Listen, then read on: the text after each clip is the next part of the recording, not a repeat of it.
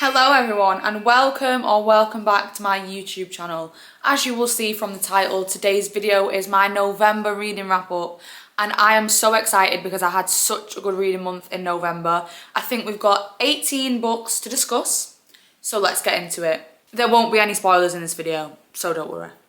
The first book I read this month was Broken Harbour by Catherine Cowles, and this is the third book in the Sparrow Falls series, which is a small town romantic suspense kind of vibe. That's pretty much the vibe of all Catherine Cowles books, but she does it extremely well and she's one of my favourite authors. We've got a single mum who is on the run and she has a really cute little boy, and then we've got our male main character who is a hockey player.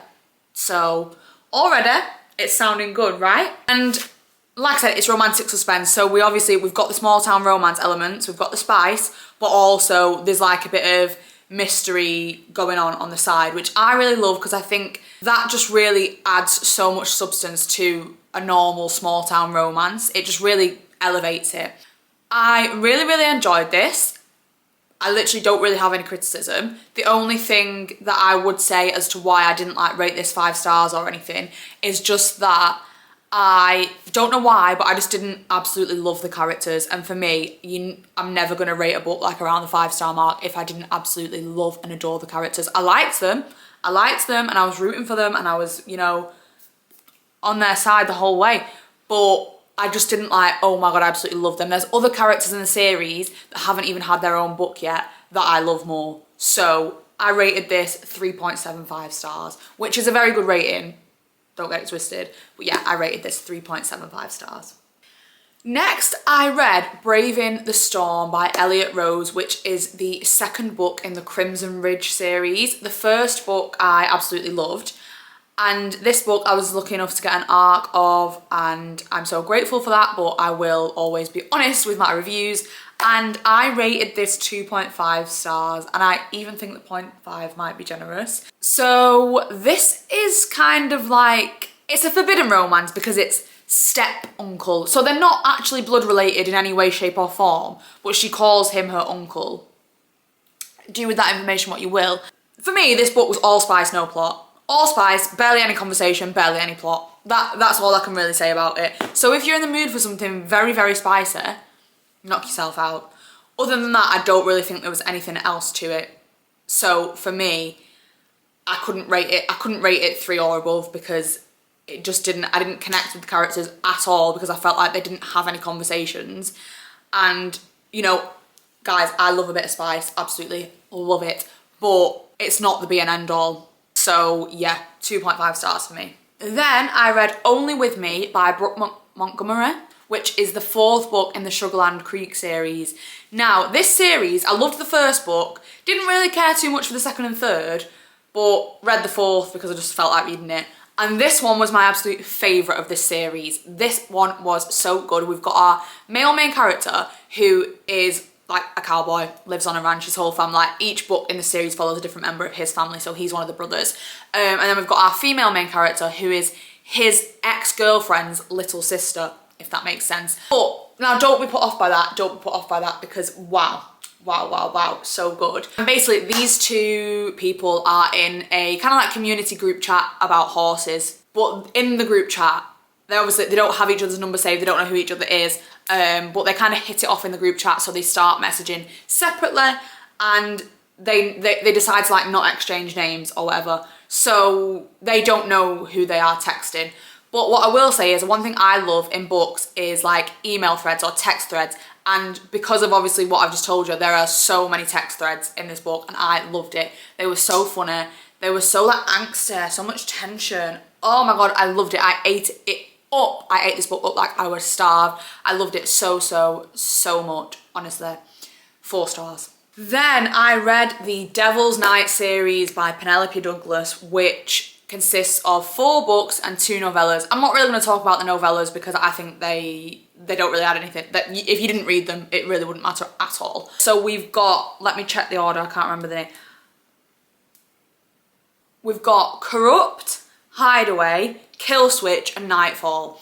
And they are dark romances. So bear that in mind, read trigger warnings before you read up on it. They are very classic Penelope Douglas where a lot of taboo stuff goes on. I read this whole series back to back to back, so for me I'm just going to give it an overall rating, but I'll start by saying I really enjoyed it. I actually had such a good time reading it. I was really invested in all the characters, and I'm not really going to tell you fully what it's about, but I'll tell you a little bit. We've got this, so there's 4 main books and each book follows a different guy. There's these group of friends and they call themselves the Horsemen. Everyone loves them, like, it's all a bit weird, but yeah, 4 guys, they call themselves the Horsemen. We've got Michael, Kai, Damon, and Will. Will is my favourite. Yeah, everyone fancies them, everyone loves them, they can basically do what they want. And we've got our female main character in the first book is called Rika, and she basically, stuff happens in the past where 3 of the 4 guys end up being in prison for a certain amount of time, and Rika is blamed for that. So the first book is them, all 4 of the guys, getting revenge on Rika. That's all I'll say, because that kind of main plot that starts out in book 1, everything kind of ties together and all follows on throughout the 4 books. So that's really all I'll say about it. But like I say, it's dark, it's taboo. Bear that in mind. I hold no responsibility. If you don't like it, check your trigger warnings, okay? Overall, I would say this is a 4.5 star series. I really, really loved it. My only complaint would be that some of the books felt like they were so much longer than they needed to be. Like, way too descriptive and so much longer than they needed to be. But other than that, loved it.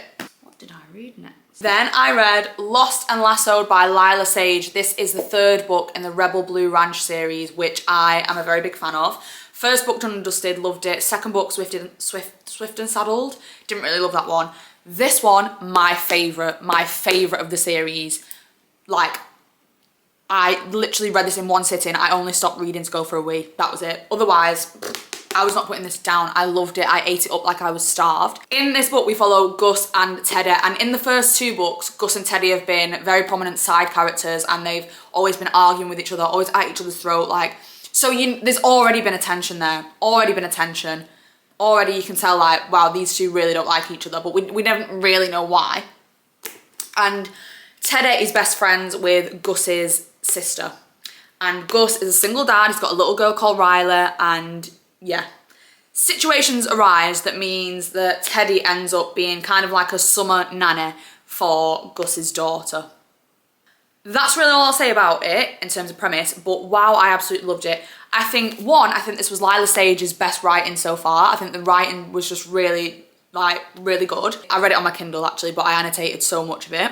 Riley, the daughter in this, was such a great addition to the story. Usually I can find kids in books quite annoying, but I loved Riley. She was hilarious and just a great addition. I loved the development between Gus and Teddy because it was nice to actually, what I hate about like enemies to lovers or like dislike to lovers or whatever, is when one minute they're arguing and hate each other and the next minute they're like, oh my god, love you. Like, I hate that when it just switches up like that. With this, it was really nice to watch the build-up and development and see how things unfolded and see them realise, like, oh, maybe this person's not that bad, actually. The tension, the spice, everything about it, stunning, stunning, stunning. 4.75 stars. I originally gave it a 5, but I think I was just too excited. It's not a 5, but it's very, very close. I would give it 4.75 stars. You Are Here by David Nichols. This is the same author that wrote One Day. One Day was that really, really popular series on Netflix that made everyone cry their eyes out. And this is the same author. Let me tell you guys, I absolutely loved this book. I absolutely loved this book so much. It's one of my favourite books that I've read this month, for sure. So we've got our 2 main characters, Marnie and Michael, and Marnie lives alone in this flat in London and she's like a workaholic and she's a bit of a recluse and that's kind of all her life is really. We've got Michael who's like kind of recently divorced and struggling with it, and in that he's become quite a bit of a loner and a recluse as well. Michael and Marnie don't know each other, but they have this mutual friend that tries to like get them out and, you know, tries to get them out of this rut that they're both stuck in. And so a group of them, Marnie, Michael, the mutual friend and some others, end up agreeing to go on this kind of like hiking trip. So that's where Marnie and Michael meet, on this walking trip. And I would say that this book really is all about like loneliness, friendship, self-discovery. And whilst those are like quite deep topics to cover and the book is so like beautiful, and emotional. It was absolutely hilarious as well. It was so fun. Guys, I was laughing out loud. I was literally laughing my little head off at this book. It was so funny. One thing I will say, the ending will leave you frustrated, I think. But I think that's the point. So do with that information what you will. But this is another 4.75 stars for me. And I really, really would recommend this. I don't really see people talking about it, but we should talk about it because it's so good. Then I read How My Neighbour Stole Christmas by Megan Quinn, which is, as it says in the title, it's a Christmas book, and I really, really enjoyed it. Megan Quinn is one of my favourite authors. She is so funny. Her book's hilarious, laugh out loud funny. We have got our main character, Story, who goes to stay with her Aunt Cinder that she's not visited for about 10 years because of something that happened last time she was there, but she used to go like every Christmas. She used to spend loads of time there, so everyone in the town knows her, but she's just like not been back for like 10 years. And her aunt's next door neighbour doesn't like Story when she goes back. He's like, why are you back? Like we don't know why at first, but then it all kind of comes out why he kind of doesn't like her. And this town has this like Christmas competition that they take part in every year, and Story enters this competition, and her next door neighbour, I can't remember the main guy's name. His name? I can't remember his name, but he's in the competition as well because he's like, well, she's not winning. She's not even been here for 10 years. So they're like taking part in this Christmas competition, and it's just so funny and spicy and cute. And it's just fun. It's just fun. It's perfect for this time of year. If you're looking for a festive, spicy rom-com, look no further. I would rate this 3.75 stars. It was fantastic, but I just haven't really thought about it again since reading it, so that's why I've not rated it any higher.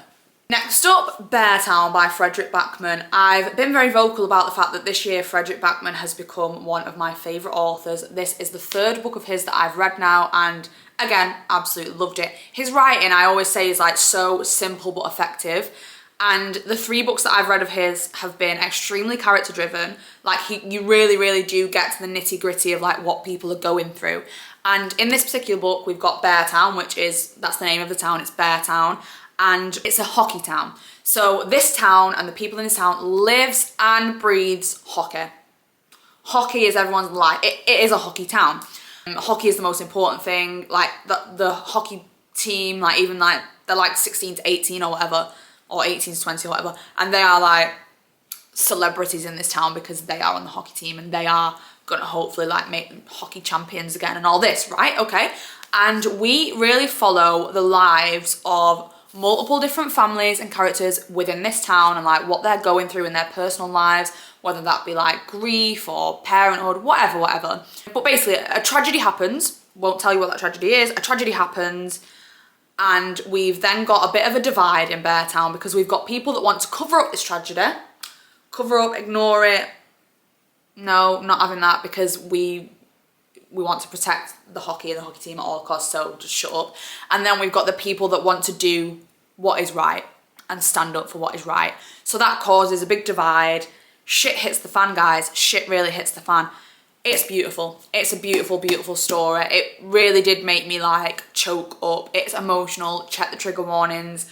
The trauma is trauma. Wasn't what I was expecting at all, but beautiful. There are actually 3 books. This is a trilogy, but the way that this ended, I had enough closure from that I'm actually not going to carry on with the series, which is not something I usually ever say, but I'm just happy with this how it was, and I feel like I got enough out of it. I got enough out of the story, and I got enough out of the characters that I don't need to carry on. Maybe in the future that will change and I will pick the series back up, but for now, that is what it is. And this is, again, a 4.75 stars. Absolutely loved it and highly recommend. If you haven't read any Fredrik Backman books, please do pick one up. Got a 5-star read for you now, guys. The Unmaking of June Farrow by Adrienne Young. Adrienne? I'm sorry, I'm too mank for these names. Oh, how gorgeous is this cover, by the way.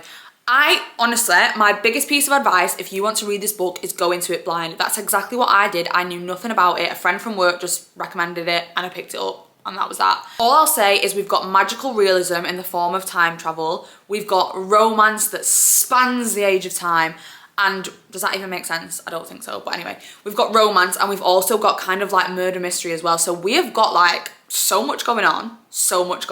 What I will say is that the magical realism time travel thing, it can get confusing, but I really liked that because it really made me like, I had to concentrate, I had to use my brain and like really stay invested. I loved the characters. I just felt that it was so unique and the writing was so beautiful. I just really cared about where the story was going to go. I really cared about our main character, June Farrow, and I absolutely devoured it. I loved it so much, and I have been thinking about it quite often ever since I finished it, and this was a 5-star read. Then I read the first 3 books in the Dark Verse series by Runix. They are, I can't remember the names. We've got book 1 is the Predator, book 2 is the Reaper, and book 3 is the Emperor. So book 1 and 2 follow the same 2 main characters, and book 3 follows a different couple. They are dark romances, and again, I'm not going to go into anything about them because I think, do what I did in Going Blind. I truly think if someone would have sat here and told me what it was all about, I wouldn't really have ran to pick it up, but I'd just seen everyone talking about it and I picked it up, went in blind, didn't even read anything about it, and really enjoyed it. I would say the first book is quite slow. The first book I would probably give 3 stars. The second book I would give 4 stars, and probably 4 stars to the third book as well. So overall, really enjoying them, and I definitely will carry on with the series. You do have to read this as a series. You can't read any of them as a standalone because the plot goes through all 3 books, and I think the plot will remain throughout all of the series. It'll just keep unraveling. So yeah, you can't read any of them on their own. You do have to read them as a series in order. And yeah, I'm definitely going to carry on with the series. So 3 stars, and then the other 2 books were 4 stars, and that's kind of all I'll say about it. It's dark romance, check your trigger warnings. I liked it. Then I read a little Christmas novella. I read My December Darling by Lauren Asher, and this just did the job as a little Christmas novella, really. I don't really think I can give it a rating because it was just really short. It's a novella, like, I don't really know what else to say about it. We've got our female main character is a maid of honour for her sister's wedding, so she's got loads of stuff to be involved in, like helping wedding plan and all that.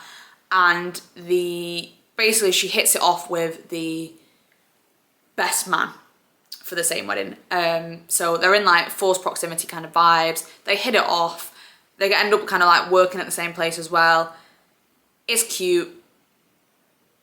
It was borderline a little bit cringe, but like it's a novella, like you can only fit so much in a certain amount of pages when it's a short story like that. It was nice. If you want something festive and cute, read it. I can't really rate it though because I don't really have much to say, to be fair. Then I read an arc of See It Through by Julia Wolfe, which is book number 1 in the Kelly Ranch series. We've got our male main character, Remington, who goes back to his hometown because his father has passed away. We've then got our female main character, Hannah, who is the little sister of Remington's best friend. And because of circumstances, they end up forced proximity.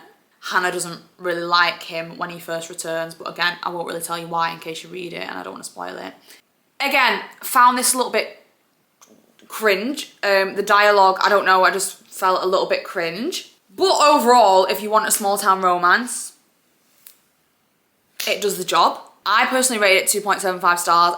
As you can tell, I've not really got much to say about it. I don't really have much of an opinion on it. Yeah, I'll always be honest with my art reviews, and I think you're either gonna love this or just be like, oh yeah, that was okay. And I'm kind of like, oh yeah, that was okay. Like nothing I couldn't sit here and like slag it off. I just didn't, I don't know, I found the female main character quite annoying. And the male main character, some of his dialogue just a bit cringer. But that's kind of it really, 2.75 stars. Gothikana by Runix. I loved this. Wow, I loved this. I loved this so much more than I was expecting to. I posted a video on TikTok just saying like, oh, help me pick my next read. And this came highly requested. So I read it and I loved it so much. We have got our female main character, Corvina, and she has lived quite an unusual life. She's been raised by her mum, but her mum was schizophrenic. So it was kind of a very weird relationship. Her mother didn't really talk much, and that was kind of that. But one day, Corvina gets an offer letter for the University of Varennes, which is like a very secretive university. And she doesn't know how she got this offer letter because she didn't apply. But she got the offer letter anyway, and she's a believer in science, so she's like, I was obviously meant to go there, so I'm gonna go. So she goes to this university. It's very, very creepy. It's very, very eerie. Loads of weird shit is going on, guys. Loads of weird shit is going on. But she goes and she meets the professor, one of the professors, and he is called Vad. And that's really all I'll say. That's really all I'll say without spoiling things. It's very just like gothic era vibes, and I loved it. And I loved it, guys. I loved it. I loved every minute of it. It was fantastic. I annotated quite a lot of it as well, which I don't know, I just wasn't really thinking it was a book that I would annotate, but I did. I loved it. I loved it so much. Really easy to read, really fast paced, I thought. It was quite descriptive, but I feel like that was essential to give you the eerie, dark, gothic atmosphere, to like really set the scene in your head. I feel like it was quite essential to be descriptive. I loved the face connection between the two main characters. I absolutely loved it. And I loved the eerie setting and the kind of weird stuff that was going on. And I didn't really have any guesses. I was kind of like, what is happening? Like, really, what is happening? So yeah, I really enjoyed it, guys. 4.75 stars. And last but not least, we have Lights Out by Novessa Allen. I have literally just finished this before filming this video, and I really, really enjoyed it. This is what I'm saying, I had such a good month, guys. I really, really enjoyed it. This is a dark rom-com. I would say, though, that this is really good if you are wanting to dip your toe into the dark romance genre. It's definitely a lot lighter than some of the dark romances I've read. Even some of the dark romances I've mentioned in this video, this is a lot lighter. We've basically got our main character, male main character, Josh, and he is kind of like a hacker. He helps big companies like stop them from getting hacked, but obviously in doing that he is such a good hacker. And then we've got our female main character, Ale, and she is a trauma nurse. I'm gonna really go into it, but their paths end up crossing. Josh kind of ends up stalking her, but like it's not as bad as it sounds. It's not like Haunting Adeline, Zaid Meadows kind of stalking. It's like he's a sweetheart, really. Like, don't be twisted, like, don't get it twisted, don't be fooled. He's a sweetheart, really. It's just funny. It's very, very, very spicy, but like it was done well. The spice was really good, and it's just cute and it's just fun. I had a great time. I will say again, it felt longer than it needed to. Some of the chapters being 20 minutes long, not necessary. But it was funny, it was spicy, it was cute, it was good. It was just good. Kept me on my toes. I loved it. 4.5 stars. So guys, that wraps up my November wrap up, literally. It was a very successful month for me. I feel like I had some fantastic reads in there. Only thing I'm a bit gutted at is my lack of fantasy. Like, what the hell? But I know that I'm going to read loads of fantasy in December. I've nearly hit my reading goal for the year, which was 250 books. I'm currently sat at 230. So I think I'm going to hit my reading goal in December. Not that that matters, but it's just nice. It's just satisfying to reach it, isn't it? So yeah, great month of November. Stay tuned for a December TBR, which I promise I actually am going to do. I'm going to do it. I said I was going to do a November TBR and I didn't, but I'm telling the truth this time. So stay tuned for that.